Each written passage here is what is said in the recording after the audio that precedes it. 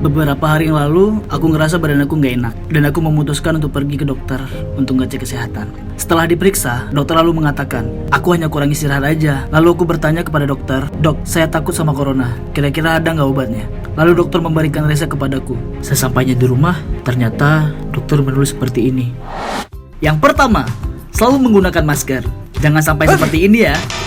Kedua, menjaga jarak ketika berinteraksi dengan sesama. Usahakan salamnya seperti ini. Ketiga, selalu mencuci tangan setelah beraktivitas. Kita kan tidak tahu telah memegang apa saja sebelumnya. Keempat, tetap menjaga kesehatan. Walau di rumah aja, pasti bisa kok melakukannya. Yang penting, niat aja dulu. Yang kelima, kalau semua bisa dilakukan di rumah aja, ngapain harus keluar rumah? Mau sesuatu, tinggal klik aja, pesanannya sampai. Yang terakhir nih, walau semuanya sudah dijalankan, jangan lupa bawa hand sanitizer kalian.